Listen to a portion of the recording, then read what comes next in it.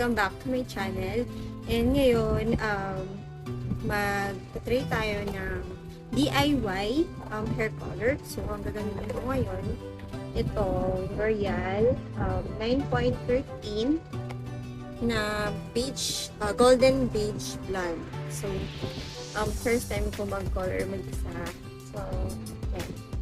Try natin. So, pakita ko lang sa inyo yung laman ng box. So, may ano siya. It includes so, meron siyang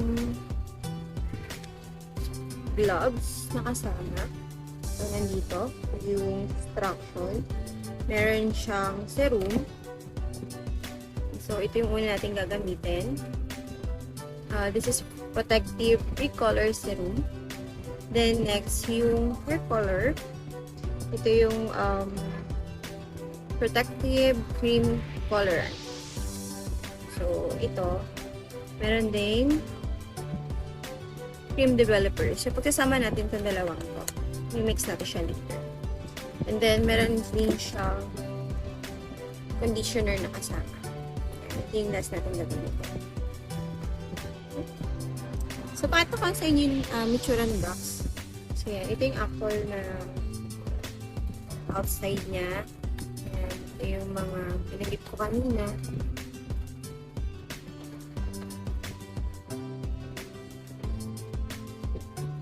Okay, bago tayo magsimula, kailangan ready yung mga gagamitin natin. So, I have here protection for my clothes. So, meron akong pang-cover ng body ko. And then, yung shower cup after para pag natapos tayo ng hair color, pwede natin siyang lagay. Ayan, mukha na tayong judge. Ayan, ang una natin gagawin is sukulayin natin yung hair natin. So, para matanggal yung mga tanggal ng ating buhok. So, ito yung bago tayo maglagay ng buhok. Let's play with this. Okay, ang next natin gagawin is to follow the user guide. So, mayroon siyang different languages. So, ayan. Pakita ko lang sa inyo. Ayan. May English instruction naman siya. So, ang una natin gagawin is to put the protective cream serum. And this one, on hand daw, ilalagay natin siya. So, sa mga damaged part ng hair natin,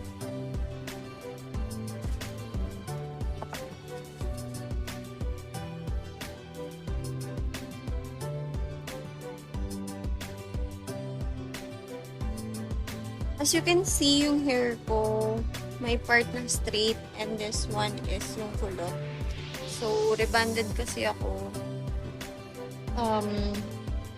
But I decide na hindi muna ako magpa-reband this year. So, 1 year na siyang hindi rebanded.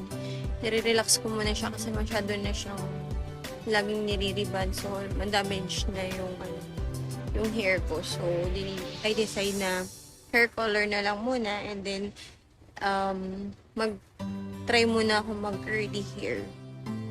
Continuous nyo lang paglalagay ng serum all over your hair. Okay, after serum, gagawin natin, mix na natin itong color, yung pre-protective cream colorant, and yung cream developer. So, i-mix natin siya dalawa.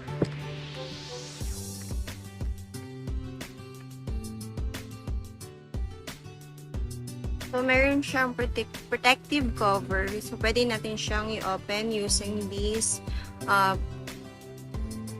point na meron dito. Yan.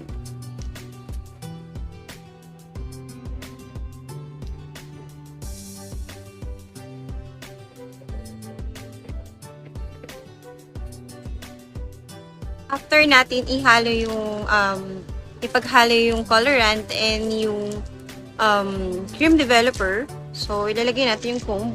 Then, I cut my hair into 2 para hindi hindi ako mahirapan. So, ayan, i-apply na natin yung color sa root.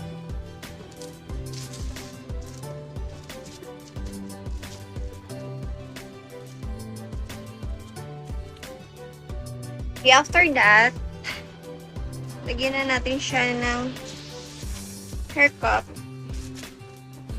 Pwede tayo gumamit ng plastic. Use plastic na gawing hair cup natin. And shower cup. Kung may shower cup kayo.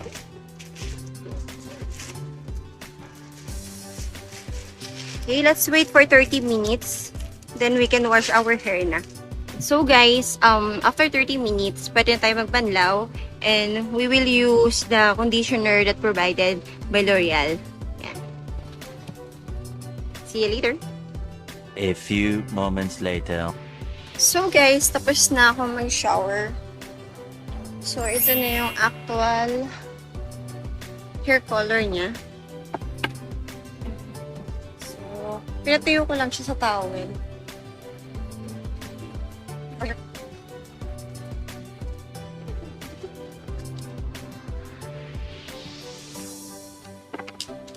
Yan. So, ito yung actual hair color niya. Alright guys, so ito na yung hair color. So, you can see the difference. So, hopefully, tumagal to. So, guys, ito na yung yung finishing product niya.